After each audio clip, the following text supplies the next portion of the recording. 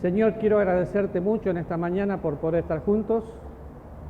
Quiero agradecerte por la cruz, por la victoria que tenemos, por tu sufrimiento, y pedirte ahora que podamos hacer memoria de ti en todo momento, mirando tu palabra, disfrutando tu persona, en el nombre de Jesús. Amén. Pueden sentarse y vamos a San Juan capítulo 19.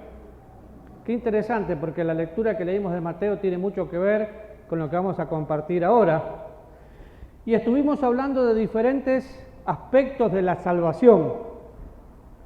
Entonces hoy vamos a mirar un poco cómo se consumó nuestra salvación. A veces no nos damos cuenta que para muchos la cruz fue un espectáculo y lo miraban de lejos, pero fue un lugar terrible donde el Señor sufrió y sufrió de verdad. De hecho hay diferentes personas que dicen, no, pero no sufrió porque era Dios. Claro que sufrió porque era hombre. Y cuando vamos a Juan 19, vamos a encontrar, primero haciendo un poco de memoria de todo lo que dice el contexto anterior. Antes de pasar por ahí, el Señor Jesús fue al Getsemaní. En el Getsemaní, uno de sus discípulos lo entregó, sigue caminando, sufrió lo más injusto. En el Getsemaní suda gotas de sangre, está en el Getsemaní el Señor diciendo, Padre, si puedes, pasa de mí esta copa, pero sigue y empiezan los juicios más injustos. Pasa por la casa de Caifás, se burlan. El mismo pueblo que le había proclamado, ¿qué dice después? Crucifíquenle.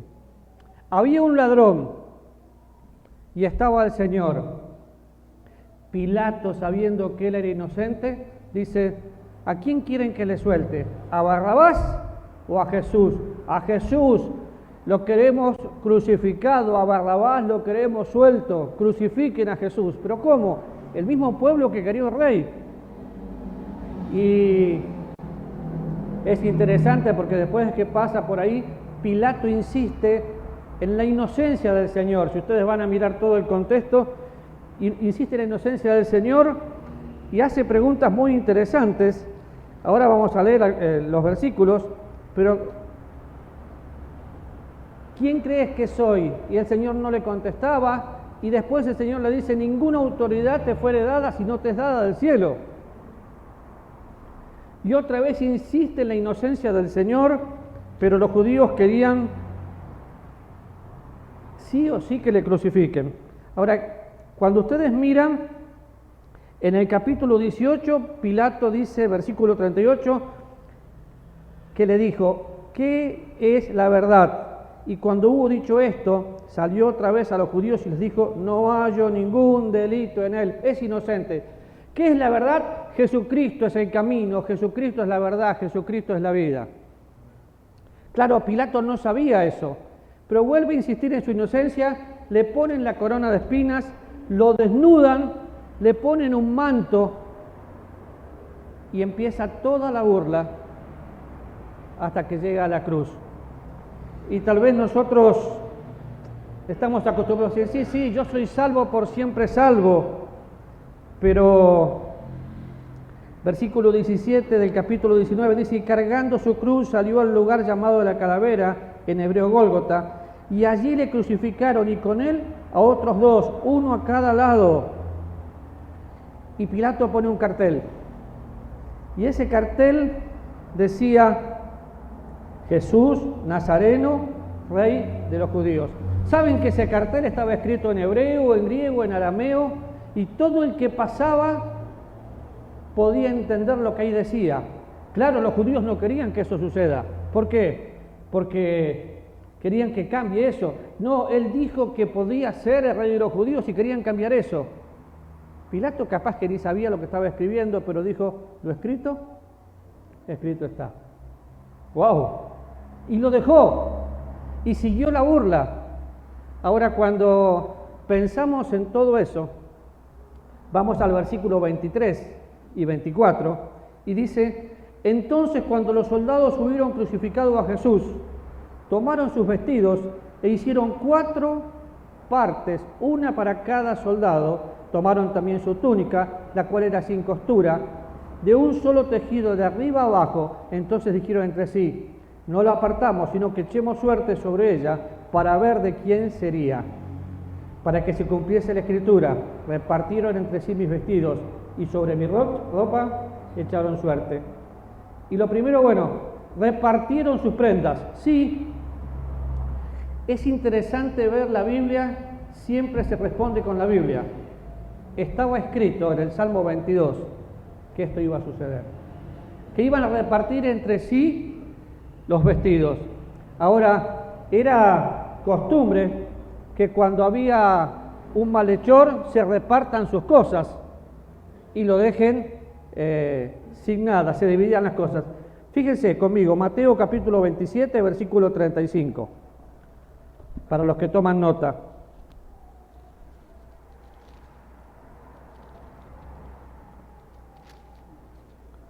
Cuando le hubieron crucificado, repartieron entre sí sus vestidos, echando suerte para que se cumpliese lo dicho por el profeta. Partieron entre sí mis vestidos y sobre mi ropa echaron suerte. Tiraron los dados, echaron suerte. Ahora, había 5 prendas, había 4 soldados. No podemos negar que los que hacen el cuadro del Señor siempre le pintan un lienzo simulando un calzoncillo, pero al Señor lo habían desnudado. Fue un horror lo que hicieron con Él. La burla fue total, como hacían con todos los delincuentes en ese momento. Y se repartieron sus vestidos.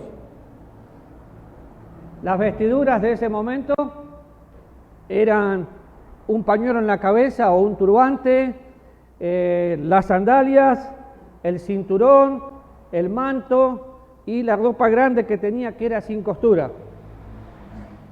Era la ropa de la época y se la tenían que repartir.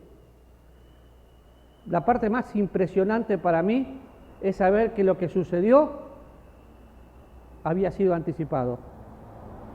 Miramos profecías cumplidas, al Señor no le quebraron un solo hueso. ¡Wow! A todos le quebraban los huesos, al Señor no.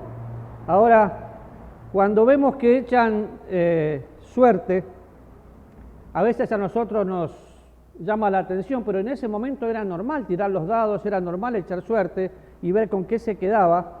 Y la túnica que el Señor tenía estaba cosida de arriba a abajo y no tenía una sola costura.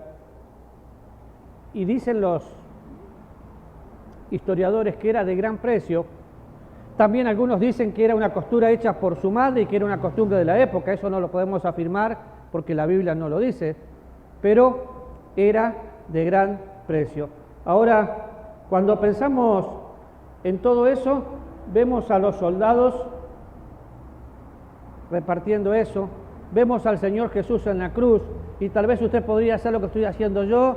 Yo cierro los ojos en este momento y me imagino al Señor Jesús ahí, avergonzado, sangrado, débil, desnudo, humillado, burlado, abandonado por sus amigos. Solo estaban las mujeres. Y se estaban repartiendo la ropa y el Señor estaba ahí.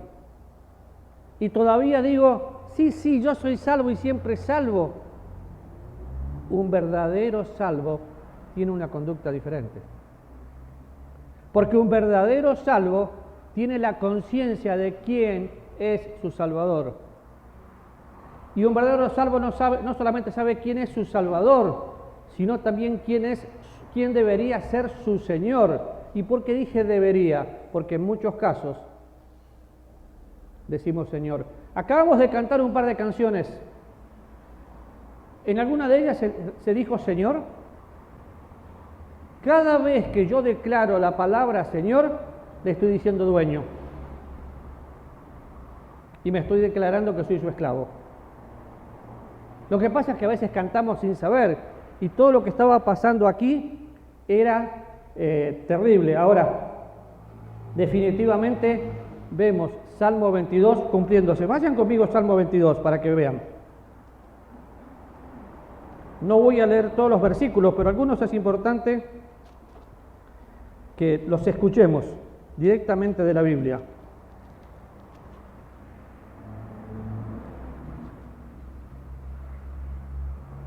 Versículo 18. Contar puedo todos mis huesos, entre tanto ellos me miran y me observan. Repartieron entre sí mis vestidos y sobre mi ropa echaron suerte. Es un salmo mesiánico que tiene su cumplimiento en la persona del Señor Jesús. Ahora, hay algunas implicaciones y yo acabo de decir algo y vi la cara de ustedes cuando dije que al Señor Jesús lo desnudaron. Claro que hasta vergüenza nos da, pero era una costumbre de esa época humillar a los ladrones. Y saben, Él tuvo que sufrir todo eso para que usted y yo tengamos la posibilidad de entender que no fue gratis. Pero ¿cómo? ¿No fue gratis? Sí, es por gracia y es gratis, pero no fue gratis. Al Señor le costó mucho. Hay una obediencia pasiva y una obediencia activa que vemos en la vida del Señor, pero cuando vemos su obediencia fue total. Y la crueldad de los que le crucificaban fue mayor. El doctor J.P. Fred dice en el libro Arqueología e Historia Bíblica que le llama la atención el hecho de que hay 332 profecías distintas en el Antiguo Testamento que se han cumplido literalmente en Cristo, acerca del hecho adicional que la probabilidad matemática de que todas estas profecías se cumplan en un hombre está representada en una fracción, en un hombre. 322 profecías cumplidas en un hombre. ¡Wow! Es que no era un hombre común, era 100% hombre, 100% Dios, pero en ese momento, como dice el apóstol Pablo en Filipenses, él había tomado forma de siervo, hecho semejante a los hombres, y estando en la condición de hombres, se humilló a sí mismo y se fue a la cruz. ¿Por qué? Por obediencia. Y estando en la cruz, sufrió todo lo que estamos viendo. Y cuando dejó la cruz, el Padre lo exaltó. Pero tuvo que pasar por ahí. Ahora, no podemos pasar por alto algunas implicaciones que tienen directamente todo lo que está sucediendo. Vaya conmigo a Génesis capítulo 3.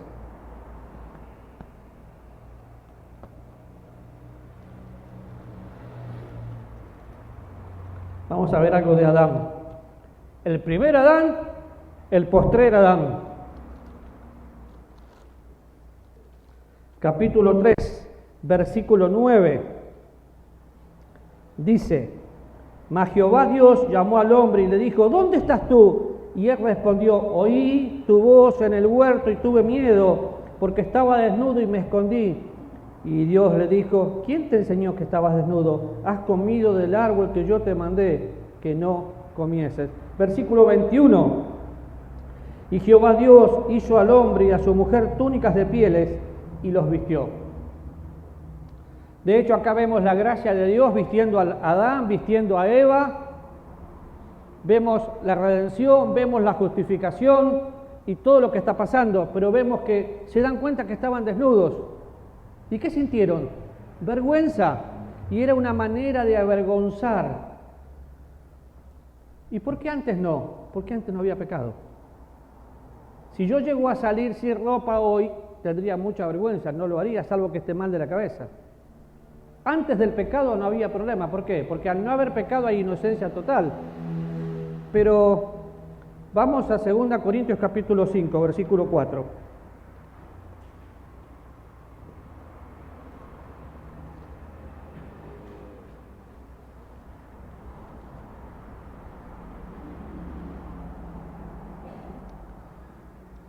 Hablando el apóstol Pablo, dice: porque sabemos que si nuestra morada terrestre, este tabernáculo, se deshiciere, tenemos un edificio, una casa no hecha en manos eternas en los cielos. Y viene hablando de todo hasta llegar al versículo 4, dice, de 3, pues así seremos hallados vestidos y no desnudos, porque asimismo los que estábamos en este tabernáculo gemimos con angustia, porque no quisiéramos ser desnudados, sino revestidos para que lo mortal sea absorbido por la vida. Otra vez me dice lo mismo. Ahora, nosotros somos revestidos en Cristo. Y es algo que tal vez no nos damos cuenta, pero tenemos al Señor que nos revistió. Vamos a Apocalipsis, capítulo 7, versículo 13. 7:13. En Apocalipsis 7, versículo 13, dice: entonces uno de los ancianos habló diciendo: estos están vestidos de ropas blancas, ¿quiénes son? ¿Y de dónde han venido? Y yo le dije: Señor, tú lo sabes. Y él me dijo: estos son los que han salido de la gran tribulación y han lavado sus ropas y han emblanquecido con la sangre del Cordero. Sin duda, podemos mirar muchos ejemplos. Podemos mirar el ejemplo de lo que Can hizo con su padre para avergonzarlo. Podemos ver que la vestimenta era algo especial. Pero yo quiero hacer énfasis en esto. Lo que el Señor sufrió fue emocional, fue físico, fue vergonzoso, pero fue por mí. Y si hubiera estado yo solo, fue por mí. A veces pienso en personas que un día vienen y se congregan, otro día no se congregan, un día leen la Biblia, otro día no leen la Biblia. Yo siempre pregunto: ¿qué entendieron? ¿Habrán entendido el precio de la salvación? Porque qué gran confusión hay. Es que levanté la mano, oré y fui salvo. Un verdadero salvo es transformado por la palabra de Dios, por la persona de Dios, y disfruta el poder de Dios. Ahora, otra vez volvemos, le ponen la corona de espinas, lo llevan a la cruz, le tienen que quitar la ropa que le habían puesto antes. ¿Se imaginan esa ropa que estaba pegada al cuerpo? ¿Se imaginan la corona de espinas arrancada y así fue a la cruz? Y después en la cruz, ¡qué espectáculo! Ahora, es interesante ver, versículo 25 dice: estaban junto a la cruz de Jesús, su madre, la hermana de su madre, María, mujer de Cleofas, y María Magdalena. Me pregunto, ¿y los demás dónde estaban? Mirando de lejos, porque repartieron su ropa, rodearon la cruz, pero vemos que únicamente Juan estaba cerca. ¿Y los discípulos? ¿Y la gente que lo proclamó rey? ¿Entiende lo que sufrió el Señor? Porque yo quedé conmovido esta semana estudiando este pasaje, leyendo y entendiendo que lo que Él sufrió no solo es verdad, es cruel. Y no me puedo conformar con ser un cristiano de domingo o de miércoles. ¿Soy un cristiano 24/7 o no soy nada? Alguien me preguntaba: ay, pero ¿qué pasa con los que no vienen a la iglesia? ¿Y están en pecado o no son salvos? Yo no me congrego porque es obligación, me congrego porque tengo el honor y el privilegio de disfrutar los hermanos juntos en armonía. Pero la cruz estaba ahí, lejos mirando, y solo la mamá, la tía y María Magdalena estaban ahí con Juan.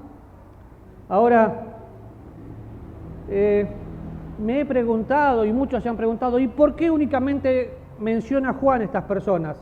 Porque si usted va a Mateo y a Marcos, menciona otras personas que estaban por ahí, pero estas son las que estaban cerca. Y yo creo que es porque estas personas tenían mucha intimidad. Fíjense conmigo Juan 19:25.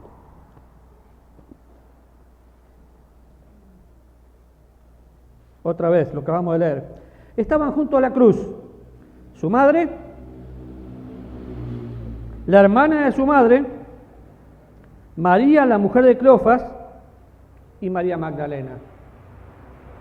Estaba ahí su mamá. Pensemos un poquito como padres.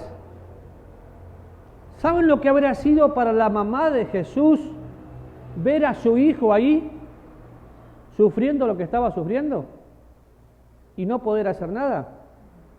También, si lees un poco de historia, te vas a... ¿Y por qué los soldados no la sacaron que se vayan? Y porque las mujeres no contaban en esa época, entonces no molestaban. Pero la madre estaba ahí. Qué responsabilidad también que tenemos en pensar lo que el Señor Jesús dijo. Cuando vamos a la cruz encontramos, y se dice siempre en Semana Santa, 7 frases o 7 palabras en la cruz. En Lucas, Padre, perdónalos porque no saben lo que hacen. Hoy estarás conmigo en el paraíso. Mujer, en Juan, he aquí tu hijo, he aquí tu madre. Dios mío, ¿por qué me has desamparado? Tengo sed para que se cumpla la Escritura. Consumado es. Padre, en tus manos encomiendo mi espíritu. Y sabe que pensando solamente en estas frases, tenemos una enseñanza increíble. Padre, perdónalos porque no saben lo que hacen. Él no estaba perdonando al soldado que lo crucificó. Estaba perdonando al pueblo de Israel, que él lo veía y lo había rechazado. No saben lo que hacen, están negando al Mesías. Yo tenía que venir a reinar, pero acá estoy, pagando el precio. Estaban 2 ladrones y uno habla y le dice: Señor, acuérdate de mí cuando vengas en tu reino. De cierto, te digo que hoy estarás conmigo en el paraíso. Unas palabras personales de tú a tú, unas palabras precisas: hoy estarás conmigo en el paraíso. Pero la frase que más se ha transgiversado: mujer, he ahí tu hijo. Hijo, he ahí tu madre. Le dijo mujer, no le dijo madre. ¿Por qué? ¿Cómo le dijo Jesús en Juan capítulo 2 a su madre? Mujer. Si le hubiera dicho: mamita, acá está Juan, te vas a vivir con él, hoy se seguiría diciendo y adorando a María como siempre virgen, como hacen los católicos. Sin embargo, dijo mujer. Pero se le encomendó a Juan, al discípulo que él amaba. Y eso es muy interesante porque tenía otros hermanos Jesús que todavía no habían creído, porque vemos que los hermanos de Jesús creyeron después de la resurrección. De hecho, uno de ellos fue pastor en Jerusalén, pero se le entrega a Juan. Algo para tener en cuenta: cuando tus padres sean ancianos o estés a punto de pasarte algo, tenés que honrarlos. Jesús honró a su madre y la dejó cuidada. Ahora, en un momento dice: Dios mío, ¿por qué me has desamparado? Todo el peso de mi pecado y su pecado estaban siendo cargados sobre la cruz. No estaba siendo abandonado, estaba siendo desamparado. Acuérdense que cuando Jesús murió, el cielo cambió de color y pasaron un montón de acontecimientos. Tengo sed, capítulo 19, versículo 18. Y no es que tenía sed solamente por lo que estaba viviendo, y cuando tenía sed, ¿qué le dieron? Vinagre. Era para que se cumpla la Escritura. Y acá viene la palabra espectacular. Versículo 30 del capítulo 19. Consumado es. Consumado es. Todo está listo. El precio que tendría que pagar está pagado. Consumado es. 7 palabras que si las vamos buscando por el Evangelio, encontramos todo el propósito por el cual el Señor Jesús murió. Para consumar la obra, para completar la obra que usted y yo no podíamos. Y repito, usted y yo no podíamos porque somos incapaces y sin Cristo nada podemos hacer. Cuando pienso en la palabra consumado es, el diccionario cuando dice tetelestai, me habla de algo terminado, una obra concluida, y el Señor vino, ¿Se acuerda? Nació de mujer, nació bajo la ley, nació con un propósito. ¿Cuál era el propósito? Redimirnos. Su pueblo le rechazó, pero él igual fue a la cruz. Y en la cruz Dios muestra su amor para con nosotros, en que a pesar de ser pecadores, Cristo murió por nosotros. ¿Para qué? Para darnos vida. Y otra vez, lea conmigo, versículo 28. Hágalo personal. Después de esto, puesto que Jesús sabía que ya todo estaba consumado, dijo para que se cumpliese la Escritura: tengo sed. Si lo pienso humanamente, su cuerpo había sido tan maltratado que tener sed era normal. Y de hecho, si tenía sed, es porque era 100% hombre, así que acá se acabó la teoría de no, él era Dios, no sufrió. Y estaba allí una vasija de vinagre, y la empaparon en vinagre con una esponja, y poniéndole en un hisopo se la acercaron a la boca, y cuando Jesús hubo tomado el vinagre, fue cuando dijo: consumado es. ¿Y qué pasó después? Él puso su vida voluntariamente, nadie lo obligó. Y como hemos dicho más de una vez, fue una muerte voluntaria y fue en mi lugar. En ese momento yo estaba muriendo porque Jesús murió por mí. Grafica el apóstol Pablo esto diciendo: con Cristo estoy juntamente crucificado. Yo estuve en la cruz. Si usted es salvo, usted estuvo en la cruz. Y cuando Jesús dice: consumado es, en tus manos entrego mi espíritu, estaba mostrando que a él nadie lo mató. ¿Lo crucificaron? Sí, pero nadie lo mató. Porque es el dador de la vida. Él puso su vida y tenía poder para volverla a tomar. Claro que murió, pero nadie lo mató. Y de ahí va a la tumba y demás.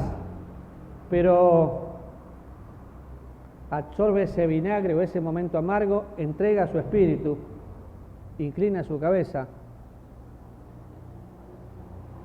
pasa todo lo que nosotros ya sabemos, va a la tumba, pasan los días y el Señor Jesús resucitó.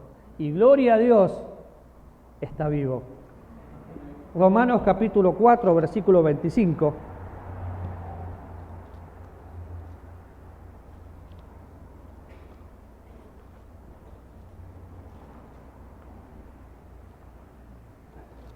Muestra una verdad increíble y dice: el cual fue entregado por nuestras transgresiones, pero resucitado para nuestra justificación.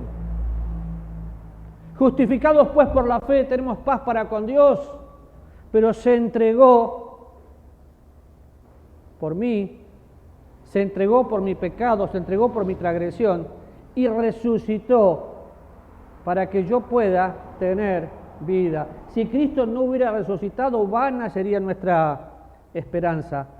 Ahora entrega absolutamente su vida en forma voluntaria. Y cuando miro este versículo me habla de que fui justificado, fui declarado justo. No tengo que sentirlo, tengo que saberlo. Dios me declaró justo. Y si soy declarado justo, tengo que andar como quien soy. Ahora vamos a participar de la Cena del Señor. Y en este momento que vamos a participar, tiene que entender lo siguiente. La muerte del Señor fue algo real, terriblemente vergonzoso, pero el Señor venció la muerte, resucitó y juntamente con Él lo hacemos nosotros. Pero al participar de la Cena del Señor, no tome el pedacito de pan como un domingo más, no tome la copa como diciendo, bueno, tengo que tragarla. En primer lugar, pueden participar de la Cena del Señor, ¿quiénes? Los que nacieron de nuevo. Si usted no nació de nuevo, eso es pura religión. ¿De qué le va a servir? De nada. Qué bueno sería que tomemos un momento, lo que vamos a hacer ahora, para orar y pensar. nací de nuevo. Justo en la clase de abajo alguien preguntó o comentó, hay muchos creyentes, pero hay pocos nacidos de nuevo. ¡Qué verdad! Nicodemo fue uno de ellos. Cree, pero no había nacido de nuevo. El diablo cree, pero no nació de nuevo. Judas creyó, pero no nació de nuevo. ¿Y usted? Vamos a orar. Amado Dios.